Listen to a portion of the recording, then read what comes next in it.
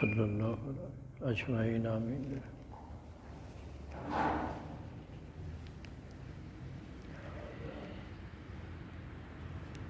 الحمد للہ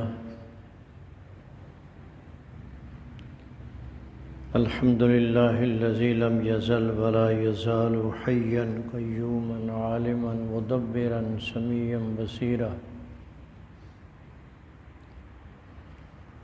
والصلاة والسلام علی من ارسل الی الناس کافۃ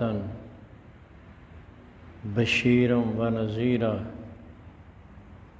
وعلى آلہ واصحابہ اجمعین، اما بعد فاعوذ باللہ من الشیطان الرجیم، بسم اللہ الرحمن الرحیم، ویثبت اللہ الذین آمنوا بالقول الثابت فی الحیاۃ الدنیا وفی الآخرہ، صدق اللہ العظیم وصدق رسولہ النبی الکریم الامین۔ قال اللہ تعالی فی شان حبیبہ مخبرا وآمرا ان اللہ وملائکتہ یصلون علی النبی یا ایہا الذین آمنوا صلوا علیہ وسلموا تسلیما، اللہم صل علی سیدنا مولانا محمد وعلی آل سیدنا مولانا محمد واصحاب سیدنا مولانا محمد وبارک وسلم علیہ، الصلاة والسلام علیک یا سیدی یا رسول اللہ وعلی آلک واصحابک یا سیدی یا حبیب اللہ۔ میرے قابل صد احترام بزرگوں، عزیزوں، دوستوں، یہ ماہ مکرم ربیع الثانی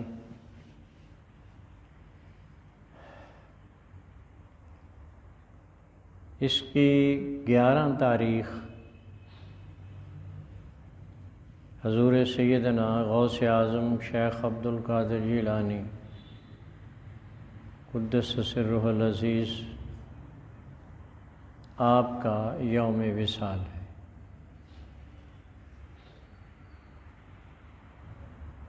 جسے عام لوگ بڑی 11ویں شریف بھی کہتے ہیں۔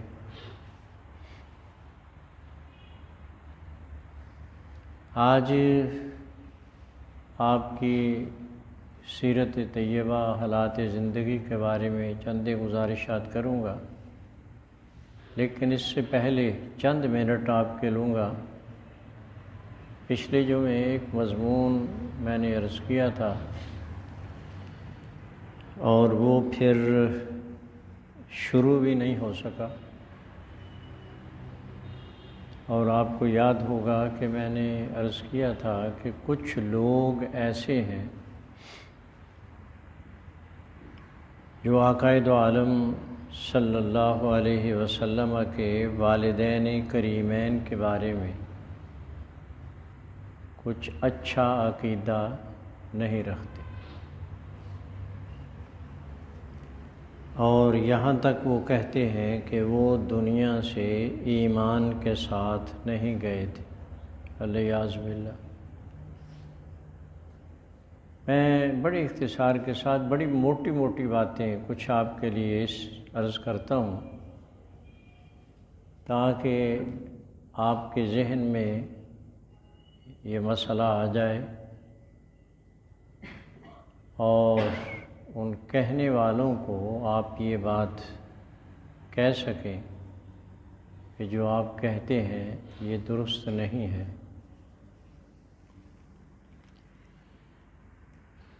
میں نے یہ بات عرض کی تھی پچھلے جمعے شروع میں، جب یہ موضوع اس کا تذکرہ کیا تھا، کہ اللہ عز و جل نے ارشاد فرمایا وَتَقَلُّبَكَ فِي السَّاجِدِينَ، اے محبوب مکرم صلی اللہ علیہ، ہم نے آپ کو نسلاً بعد نسلاً ان لوگوں سے منتقل کیا ہے جو ہمیشہ اللہ عز و جل کی بارگاہ میں سجدہ ریز رہے، مطیع رہے، فرما بردار رہے۔ دوسری بات جو میں نے عرض کی تھی وہ سرکار کا ارشاد تھا۔ نبی پاک صلی اللہ علیہ وسلم ارشاد فرماتے ہیں کہ میں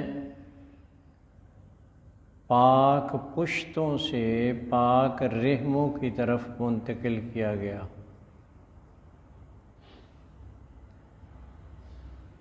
مشرک اور کافر انہیں قرآن نے نجس کہا ہے۔ انما المشرکون نجس فلا یقربن المسجد الحرام بعد عامہم ھذا۔ فتح مکہ کے بعد کہا گیا کوئی شخص بھی اب جو مشرک اور کافر ہے وہ حرمین شریفین میں داخل نہیں ہو سکتا، اس لیے کہ یہ پلید ہے۔ اور حضور فرماتے ہیں کہ میں پاک پشتوں سے پاک رحموں کی طرف منتقل کیا گیا، یعنی میرے پورے آباء و اجداد میں نہ کوئی مشرک رہا ہے اور نہ کوئی کافر۔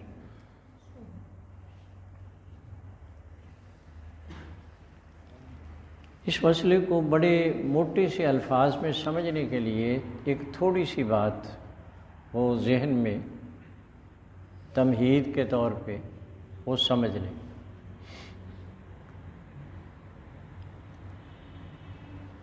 قرآن عزیز نے سورہ توبہ میں یہ تذکرہ کیا ہے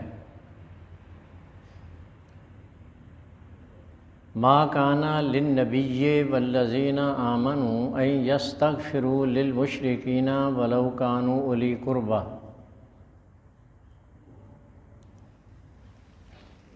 کسی بھی نبی معظم صلی اللہ علیہ وسلم کے لیے اور کسی بھی بندہ مومن کے لیے، مسلمان کے لیے یہ جائز نہیں ہے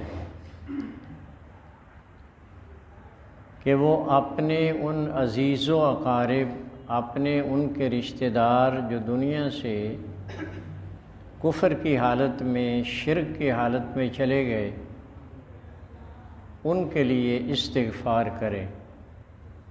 کوئی نبی اور کوئی بھی بندہ مومن اپنے کسی بھی، خواہ اس کا وہ کتنا ہی قریبی کیوں نہ ہو، کتنا ہی عزیز کیوں نہ ہو، جب اسے یہ پتہ چل جائے کہ یہ دنیا سے کفر پہ گیا ہے، اسے ایمان نصیب نہیں ہو سکا، تو رب تعالیٰ فرماتا ہے اس کو اس کے مرنے کے بعد اس کی مغفرت کی دعا کرنا، بخشش کی دعا کرنا، یہ کسی نہ نبی کے لیے جائز اور نہ ہی کسی بندہ مومن کے لیے جائز۔ جو دنیا سے ایمان سے گیا ہے اس کے لیے استغفار کیجیے، اصالہ ثواب کیجیے، اس کے نام پہ صدقات و خیرات کیجیے، اس کا ثواب پہنچائیے، پہنچتا ہے۔ سرکار دو عالم صلی اللہ علیہ وسلم نے خود بھی ایسے عمل کیے ہیں۔ لیکن کافر کے لیے نہیں۔ دوسری بات ایک اور کہی،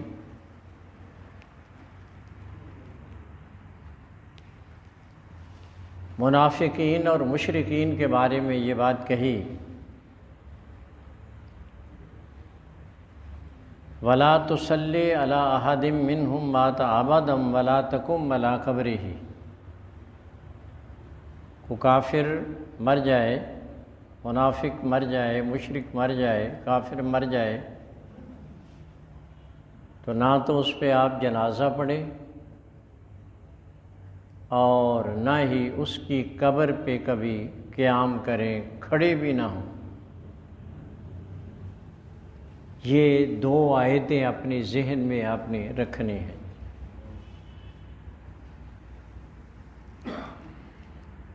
اب میں آپ کو ایک بات جو دوسری عرض کرنا چاہ رہا ہوں وہ اسے بھی تھوڑا سا سمجھنے اسے کوشش کریں سمجھنے کی۔ قرآن عزیز نے دو لفظ استعمال کیے ہیں، ایک لفظ اب، ابی، ابو، اب کا لفظ، اور ایک لفظ کی استعمال کیا ہے والد۔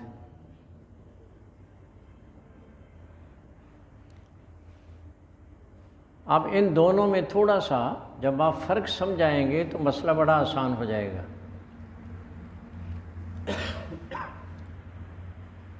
اب کا اطلاق جس طرح سے باپ پہ ہوتا ہے، اسی طرح سے اب کا اطلاق چچا پہ بھی ہوتا ہے۔ عربی کے اندر لفظ اب کا اطلاق، اس کا بولا جانا جس طرح سے والد پہ ہوتا ہے، اسی طرح سے چچا پہ بھی ہوتا ہے، لیکن والد کا لفظ نہیں۔ والد کا لفظ صرف اور صرف باپ کے لیے استعمال ہوتا ہے۔ اس کی میں قرآن عزیز سے آپ کو مثال دیتا ہوں۔ آپ حضرات یہ جانتے ہیں کہ حضرت ابراہیم علیہ السلام کے دو بیٹے نبوت سے سرفراز ہوئے، ایک حضرت اسحاق علیہ السلام ہے اور دوسرے حضرت اسماعیل علیہ السلام۔ میں نے اگلے دن شاید بتایا تھا آپ کو کہ باقی جتنے بھی انبیاء کرام ہوئے ہیں وہ حضرت اسحاق علیہ السلام کے اولاد سے زیادہ تر حضرت اسحاق علیہ السلام کی اولاد سے ہوئے ہیں، نسلاً بعد نسلاً، اور حضرت اسماعیل علیہ السلام کی اولاد میں سے آخر میں جا کر آپ کی اولاد میں سے کوئی نبی سرکار کی تشریف آوری تک نہیں ہوا۔ اللہ تعالیٰ نے اس پوری نسل کو صرف ذات مصطفیٰ، نور مصطفیٰ کے تحفظ کے لیے چنا ہے، اور آخر میں حضرت اسماعیل علیہ السلام آپ اس میں نبی ہوئے اور پھر سرکار دو عالم صلی اللہ علیہ وسلم۔ اب رشتے میں حضرت اسحاق کی جو اولاد ہوگی ان کے حضرت اسماعیل علیہ السلام کیا لگیں گے؟ چچا۔ حضرت اسحاق علیہ السلام کی اولاد آگے جو ہوگی حضرت اسماعیل، چونکہ اسحاق کے آپ بھائی ہیں تو اسحاق کی اولاد کے آپ کیا لگے؟ چچا۔ اور قرآن عزیز نے حضرت یعقوب علیہ السلام جب اپنے بیٹوں کو بٹھا کر نصیحت کر رہے تھے اور پوچھ رہے تھے کہ ما تعبدون من بعدی، مجھے بتاؤ میری دنیا سے چلے جانے کے بعد تم عبادت کس کی کرو گے؟ تو انہوں نے کہا تھا کہ نعبد الہک و الہ آبائک ابراہیم و اسماعیل و اسحاق،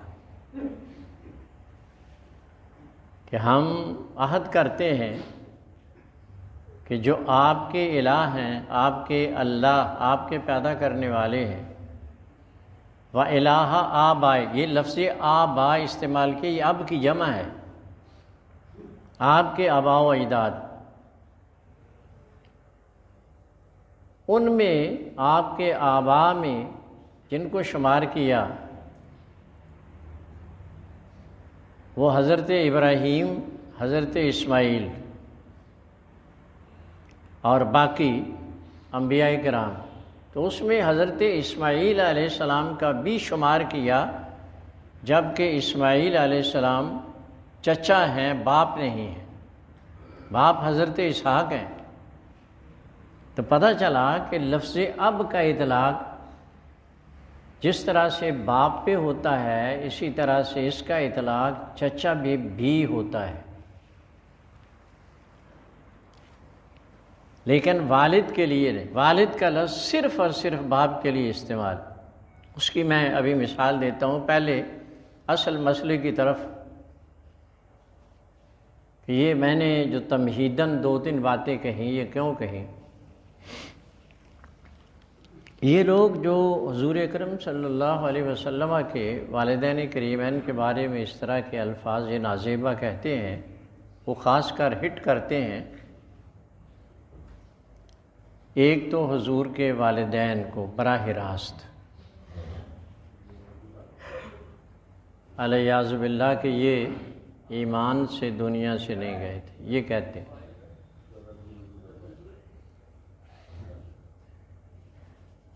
دوسرے حضرت ابراہیم علیہ السلام، ان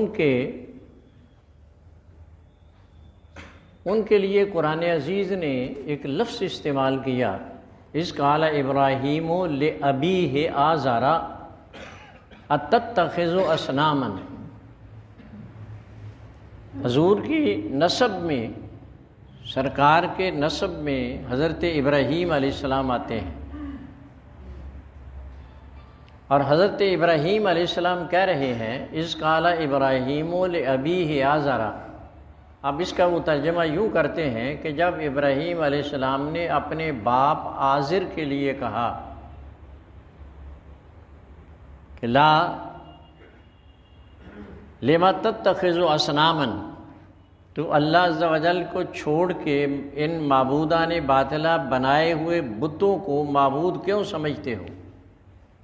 تو اس سے استدلال کرتے ہیں کہ ان کے جو اب تھے وہ بتوں کی پوجا کرتے تھے، اور حضرت ابراہیم علیہ السلام نے انہیں منع کیا۔ تو یہ کہہ دینا کہ سارے آباء و اجداد ایمان سے گئے ہیں، یہ ٹھیک نہیں ہے۔ یہ 2 باتیں وہ کہنے کی کوشش کرتے۔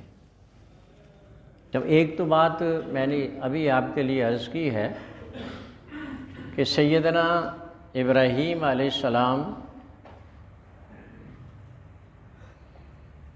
آپ کی اولاد، ان میں ایک حضرت اسحاق اور ایک حضرت اسماعیل نبی ہوئے ہیں، اور حضرت اسماعیل علیہ السلام کو حضرت اسحاق کی اولاد کی نسبت بھی رب تعالیٰ نے اب کہا ہے، جبکہ وہ چچا لگتے ہیں۔ یہاں بھی یہی صورت ہے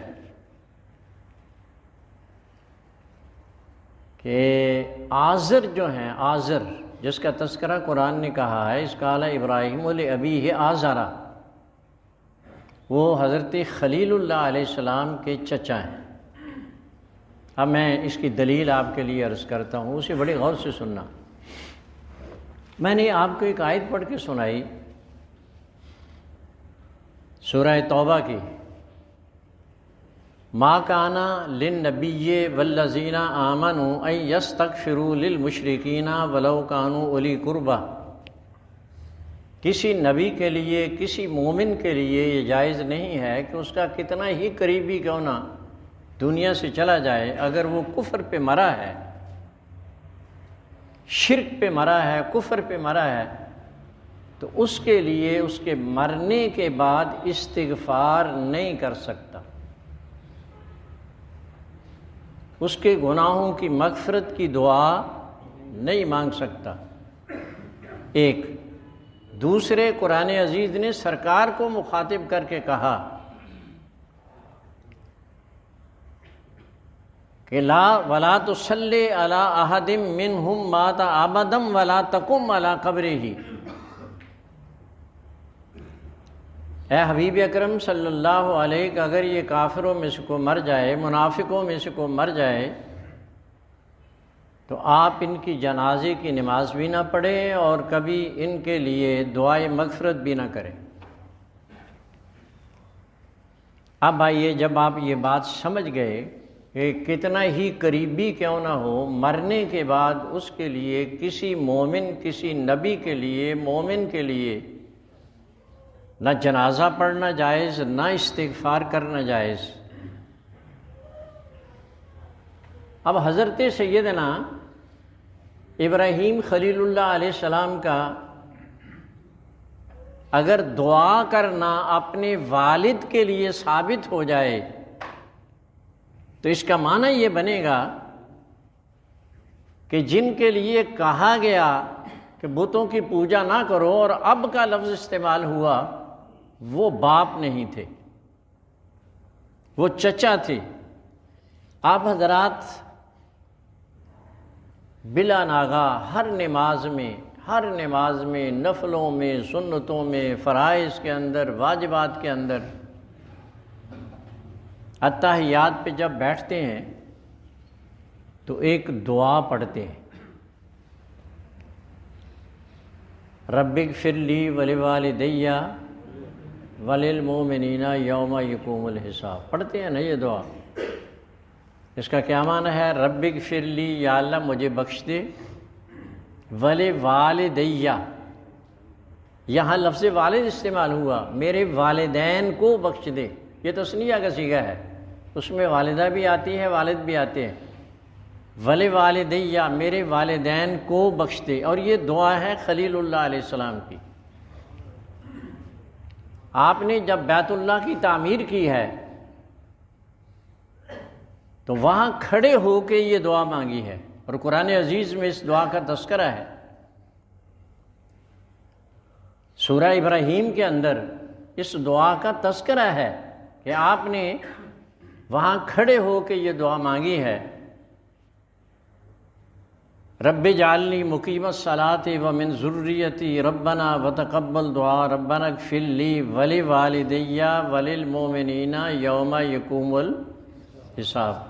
اور یہی دعا ہمیں سرکار نے اپنی نماز میں مانگنے کے لیے کہا ہے۔ اب اس کا معنی یہ بنا کہ خلیل اللہ علیہ السلام نے جس شخص کے لیے کہا کہ لا تعبد الشیطان، یا یہ کہا لما تعبد ما لا یسمع، اس کی عبادت کیوں کرتے ہو جو تمہاری باتیں سنتا بھی نہیں، اس کو الہ کیوں مانتے ہو جسے خود اپنے ہاتھوں سے گھڑتے ہو، اتخذ اصناما، کیا ان بتوں کو اپنا معبود بناتے ہو؟ اس کے لیے لفظ اب جو استعمال کیا ہے تو وہ چچا ہونے کے ناطے سے ہے، اور اگر وہ والد حقیقی ہوتے تو کبھی بھی خلیل اللہ علیہ السلام اس کے لیے دعا نہ کرتے، اس لیے کہ قرآن نے تمام انبیاء کرام کی پابندی لگائی ہے، ما کان للنبی والذین آمنوا ان یستغفروا للمشرکین، کسی نبی کے لیے، کسی بندہ مومن کے لیے جائز نہیں ہے کہ جب پتہ چل جائے کہ اس کا کوئی قریبی، کتنا ہی عزیز قریبی کیوں نہ ہو، وہ دنیا سے ایمان سے نہیں گیا، تو نہ اس کا وہ جنازہ پڑھ سکتا ہے، نہ اس کے لیے دعائے مغفرت کر سکتا ہے، نہ اس کی قبر پہ کھڑا ہو سکتا ہے۔ اور خلیل اللہ علیہ السلام نے مغفرت کی دعا کی، اور سرکار نے اسے احسان کے طور پہ اپنی پوری امت کے لیے کہا کہ تشہد میں تم یہ دعا مانگا کرو تاکہ خلیل اللہ علیہ السلام کا جو ہم پہ، ہماری امت پہ احسان، ان کے لیے دعائیں جو مانگی گئی تھیں ان کا بدلہ ہو جائے۔ اب آپ ہر نماز میں یہ دعا مانگتے ہیں، جس کا معنی یہ بنتا ہے کہ سیدنا ابراہیم علیہ السلام کے والد گرامی آزر نہیں تھے، اس لیے تمام مورخین نے یہ بات لکھی ہے کہ آپ کے والد کا نام طارق ہے، تے، الف، رے اور خا۔ یہ بات گویا قرآن عزیز کی ان آیات طیبات کی روشنی میں بالکل صاف ہو گئی کہ حضرت ابراہیم علیہ السلام کے والد یہ مسلمان دنیا سے گئے ہیں، اور حضور کا فرمانا کہ میں پاک پشتوں سے پاک رحموں کی طرف منتقل کیا گیا ہوں، یہ پوری نسل کے لیے ہے، آدم علیہ السلام سے لے کے اور حضور کے والد گرامی حضرت عبداللہ رضی اللہ تعالیٰ عنہ تک۔ دوسری بات، حضور اکرم صلی اللہ علیہ وسلم کے والدین کریمین کے بارے میں جو بات کہی جاتی ہے اس کے بارے میں تھوڑی سی بات عرض کروں۔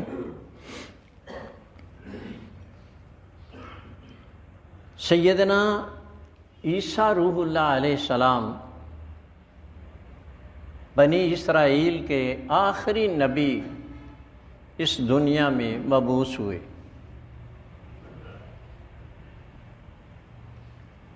اس کے بعد 600-650 سال کے بعد حضور اکرم صلی اللہ علیہ وسلم کی ولادت باسعادت ہوئی۔ آپ دنیا میں نبی آخر الزمان خاتم النبیین بنا کے مبعوث کیے گئے۔ اس درمیان میں کوئی نبی، جب عیسیٰ علیہ السلام کو رب تعالیٰ نے آسمان پہ بلا لیا تو اس کے بعد دنیا میں پھر کوئی نبی مبعوث نہیں ہوا۔ چنانچہ عیسیٰ علیہ السلام کی وہ دعا یاد کریں، مبشرم برسول یاتی من بعد اسمہ احمد۔ آپ اپنی ذمہ داریوں میں سے ایک ذمہ داری یہ نبھایا کرتے تھے، اعلان کیا کرتے تھے کہ جس نبی آخر الزمان کی ہر نبی بشارت دیتا چلا آیا، میں تمہیں یہ بات بتائے دیتا ہوں کہ اب وہ میرے بعد کوئی نبی مبعوث نہیں ہوگا سوائے مصطفیٰ کے۔ مبشرم برسول یاتی من بعد اسمہ احمد، ان کا نام نامی اسم گرامی احمد۔ سیدنا عیسیٰ روح اللہ علیہ السلام سے لے کے حضور کے زمانے تک کا زمانہ فطرت کا زمانہ کہلاتا ہے، اور ہمارے تمام اہل کلام والے مفسرین، محدثین اور تمام کے تمام فقہائے اعظام رضوان اللہ علیہم اجمعین یہ بات کہتے ہیں کہ یہ جو فطرت کا زمانہ ہے، اس میں کسی بندے کی نجات کے لیے اللہ عز و جل کی توحید پہ ایمان لانا کافی ہے۔ کوئی رسول چونکہ مبعوث نہیں ہوتا اور پہلے رسول کا وقت ختم ہو چکا ہوتا ہے، وہ دنیا سے جا چکا ہوتا ہے، تو یہ فطرت کے زمانے میں صرف کوئی بندہ اگر رب تعالیٰ کو وحدہ لا شریک سمجھ کے اس کی عبادت بجا لاتا رہے تو یہ اس کی نجات کے لیے یہ کافی ہے۔ اب آقا دو عالم صلی اللہ علیہ وسلم کے والد گرامی حضرت عبداللہ بن عبد المطلب یہ فطرت کے زمانے میں پیدا ہوئے، اور آپ جانتے ہیں کہ نکاح کے بعد مصطفیٰ صلی اللہ علیہ وسلم ابھی شکم مادر میں والدہ کے بطن میں 2 ماہ کے تھے کہ ایک سفر سے واپسی پہ مدینہ طیبہ جب پہنچے، بیمار ہوئے، سسرال کے ہاں حضرت سیدہ آمنہ رضی اللہ تعالیٰ عنہ کے گھر میں قیام تھا، وہاں بیمار ہوئے، وہیں وصال ہوا، اور ابھی جب مسجد نبوی کی وہیں تدفین ہوئی، اپنے قبیلے کے اندر ہی وہاں تدفین ہوئی، مسجد نبوی کی جب توسیع ہو رہی تھی اور کھدائی کی گئی تو حضور اکرم صلی اللہ علیہ وسلم کے والد گرامی کی قبر جب کھودی گئی تھی اس طرح سے، تو کہنے والے وہاں 5 بندے اس کے شاہد ہیں، 2 انجینئر تھے اور دو ان کے ساتھ جو رات کو کام کروا رہے تھے، رات کی تاریکی میں سب کچھ ہوا۔ وہ کہتے ہیں جب حضور کے والد گرامی ان کی قبر انور کو اس طرح سے اکھیڑا گیا تو آپ کی جسم اطہر ایسے محسوس ہوا جیسے ابھی نہ صرف یہ کہ ابھی کسی نے دفن کیا ہے بلکہ اس میں زندگی کے آثار موجود تھے۔ اگر کبھی مجھے موقع ملا تو میں وہ ایک ہمارے ساتھی ہوتے تھے، انہوں نے سلطان باہو علیہ الرحمہ پہ اپنا تھیسس لکھا تھا، اور اس کے بنیادی باتوں میں سے انہوں نے ایک چھوٹے چھوٹے رسالے تھوڑے سے لکھے تھے۔ اس میں انہوں نے وہ واقعہ اس بندے کی زبان سے جو سنا، جس نے یہ سارا منظر مشاہدہ کیا، اس میں اس نے لکھا ہے کہ جب حضور کے والد گرامی آپ کا جسد انور نکالا گیا، کفن بالکل اسی طرح سے محفوظ تھا، اس میں کوئی چیز اب دیکھو کتنا سال، 6 کتنی عرصہ وصال کو ہو گیا، ابھی یہ تھوڑی دیر کی بات ہے، میرا خیال ہے کوئی 10 سال ہو گئے یا 15 سال ہوئے ہوں گے جب یہ مسجد نبوی کی کھدائی ہو رہی تھی۔ تو پھر اس نے یہ بات بھی کہی کہ میں نے حضور کے والد گرامی کے جسد انور کو یہ دیکھا، اس طرح سے ٹچ کر کے دیکھا، تو میں نے جب دیکھا تو دبایا تو ایسا محسوس ہوا خون وہاں سے ہٹ کے چلا گیا، پھر میں نے اوپر کیا تو خون اپنی جگہ آ گیا۔ پھر یہ منظر بھی اس نے بیان کیا کہ میں نے یہ بھی دیکھا کہ آپ نے آنکھیں کھولی، ایک لمحے کے لیے دیکھا ان احباب کو جو وہاں تھے، اور پھر آنکھیں بند کر لی۔ ایک وہ آدمی جسے کہہ دیا جائے کہ کفر پہ مرا، الیاذ باللہ الیاذ باللہ، زمین اسے کبھی محفوظ نہیں کرتی۔ میں بخاری شریف کی ایک حدیث سناؤں آپ کو۔ بخاری شریف کی ایک حدیث ہے، جلد ثانی میں ہے یہ۔ ایک شخص یہودی برائے نام مسلمان ہوا، کچھ دیر اپنے آپ کو مسلمان ظاہر کرتا رہا، پھر حضور اکرم صلی اللہ علیہ وسلم کی شان اقدس میں پھر یہودیت کو قبول کر لینے کے بعد، یہودیت کو پھر قبول کر لینے کے مرتد ہو جانے کے بعد حضور کی شان میں نازیبہ کلمات بھی کہتا رہا۔ جب وہ مرا تو اس کے ساتھیوں نے اسے قبرستان میں دفن کیا، اور آپ جانتے ہیں یہودی دفن کرتے ہیں، ہندو جلاتے ہیں، یہودی اور عیسائی بھی دفن کرتے ہیں۔ جب اسے دفن کیا تو اگلی صبح کو جا کے انہوں نے دیکھا کہ اس کی میت اور ڈیڈ باڈی قبر سے باہر پڑی تھی۔ اب وہ سمجھے شاید کسی جانور نے اسے کھینچ کے باہر نکال دیا ہے۔ انہوں نے ایسا کیا کہ ایک اور قبر کھود کے گہری کر کے پھر اسے دفن کیا، اور پھر یہ منظر دیکھا کہ اگلی صبح کو وہ پھر قبر سے باہر پڑا تھا، قبر نے پھر اسے پھینک دیا۔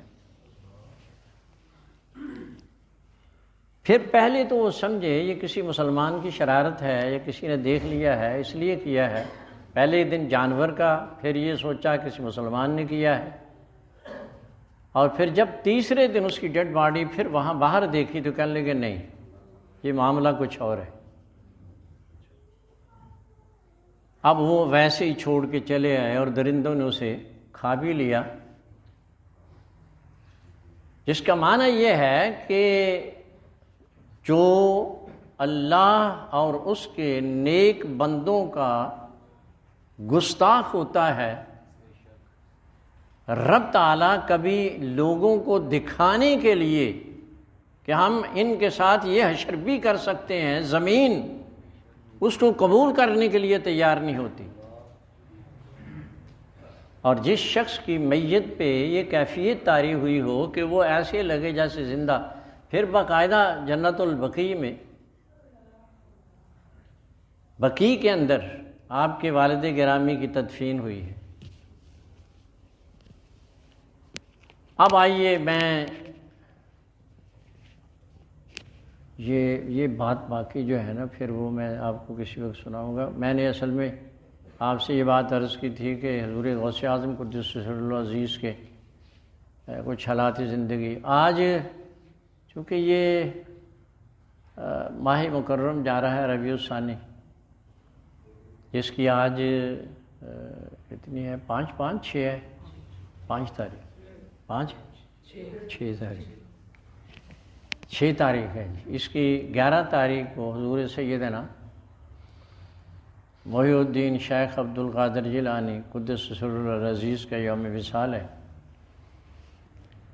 اور آپ کی وجہ سے خالق کائنات جل مجدہ الکریم نے دین مصطفی کو بڑی عظمتیں عطا کی ہیں۔ اگر بھئی آپ تاریخ پڑھیں تو یہ جس دور میں حضور غوث اعظم قدس سرہ العزیز کی ولادت ہوئی ہے، یہ بڑا پرآشوب دور، بڑا ہی پرآشوب دور تھا۔ حکومت وہ ان لوگوں کے پاس تھی جنہیں دین کا پتہ تک نہیں تھا، اور عوام وہ دین سے بہت دور جا چکے تھے۔ حضور سیدنا علی ابن عثمان داتا گنج بخش علیہ الرحمہ، آپ کا وصال ہوا ہے سن 465 ہجری، ایسے ہی ہے نا، سن 465 ہجری میں علی ابن عثمان داتا گنج بخش علیہ الرحمہ کا وصال ہے، اور آپ کے 5 سال بعد 470 میں 70 یا 71 کے اندر حضور سیدنا شیخ عبد القادر جیلانی قدس سرہ العزیز حضور غوث اعظم جنہیں ہم کہتے ہیں، ان کی ولادت باسعادت ہوئی۔ آپ کا لقب محی الدین ہے،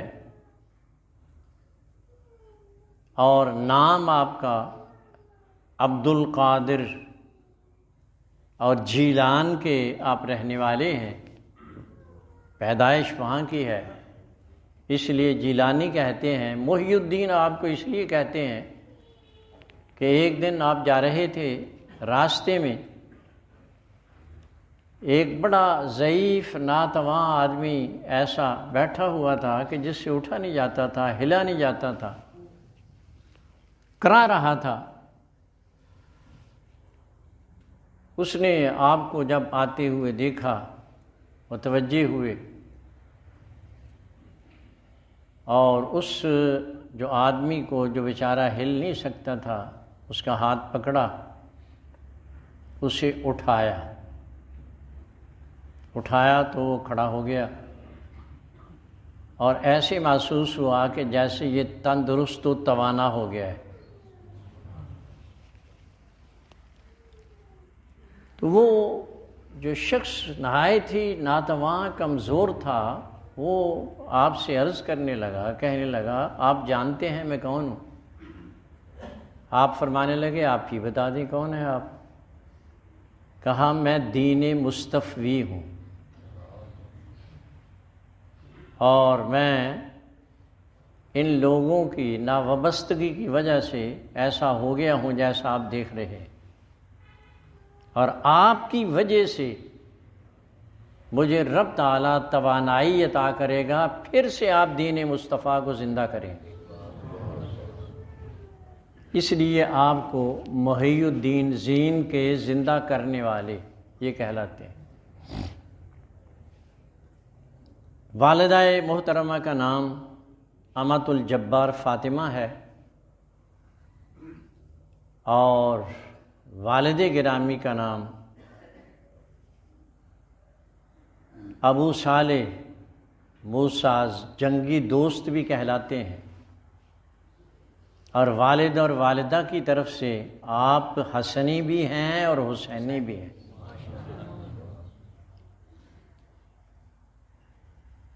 آپ جس دن پیدا ہوئے ہیں رمضان کی پہلی شب تھی، ولادت کے بعد رات کے وقت تو والدہ نے دودھ پلایا پیا، صبح ہوئی تو آپ فرماتی ہیں میں نے بڑی کوشش کی دودھ پلانے کی لیکن آپ نے دودھ نہیں پیا۔ میں یہ سمجھی شاید کوئی کسی جسمانی تکلیف کی وجہ سے ایسا ہے، لیکن ایسا تھا نہیں۔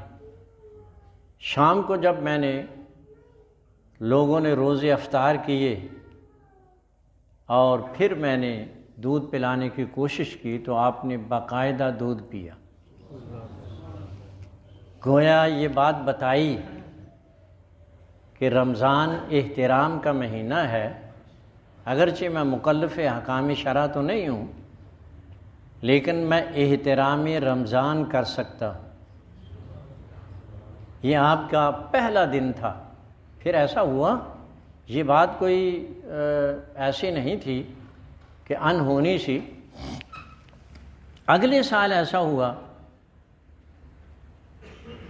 کہ رمضان کا چاند مشتبہ ہو گیا۔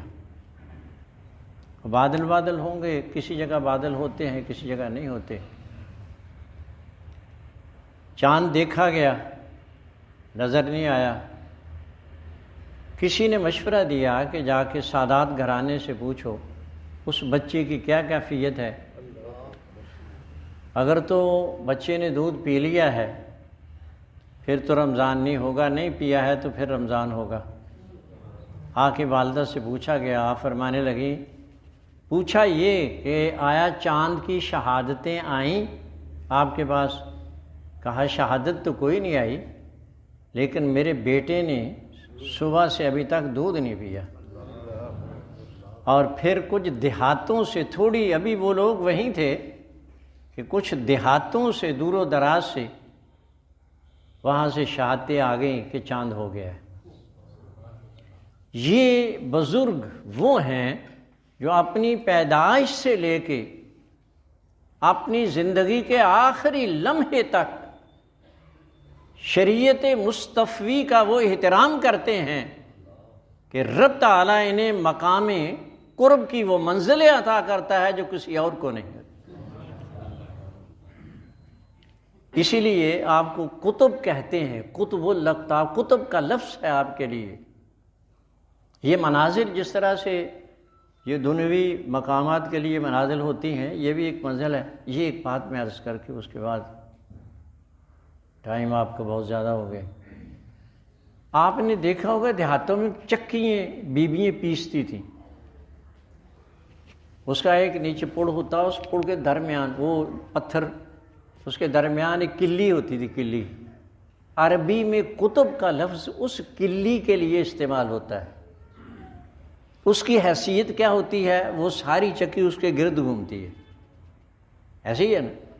جس نے یہ بزرگ جنہوں نے دیکھی ہیں پرانی، وہ یہ بات بتا سکتے ہیں۔ اب تو وہ صورتحال رہی نہیں۔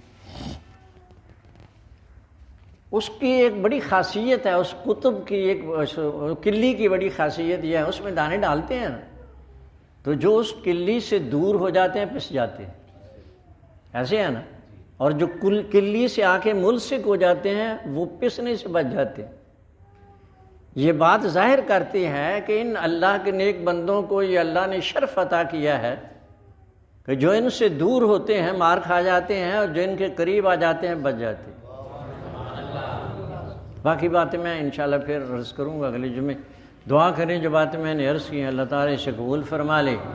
ان نیک بندوں کے صدقے سے اللہ تعالیٰ پھر سے ہمیں پابند شریعت بنا دے، حبیب اکرم صلی اللہ علیہ وسلم کے امت کے ان نفوس قدسیہ کے صدقے سے مولا مملکت خداداد پاکستان کو استحکام عطا کر دے، یہاں کے رہنے والوں کے لیے آسانیاں پیدا کر دے۔ اللہ تعالیٰ یہاں بھوک اور افلاس کی جو کیفیتیں پیدا ہو رہی ہیں، تنگ دستیاں گھیرا ڈال رہی ہیں، اے اللہ اپنے نیک بندوں کے صدقے سے، جن کے صدقے سے کبھی کوئی بھوکا سوتا نہیں تھا، مولا ہمیں بھی ان پریشانیوں سے نجات دلا دی۔ اللہ تعالیٰ اپنے محبوب کے صدقے سے، اپنے محبوب کے ان محبوبوں کے صدقے سے جو بے اولاد ہیں انہیں صالح اولاد عطا فرما دے، جو پریشان حال ہیں ان کی پریشانیوں کو دور فرما دے، جنہوں نے دعاؤں کے لیے کہا ہے مولا ان کی دعاؤں کو قبول فرما لے۔ ربنا تقبل منا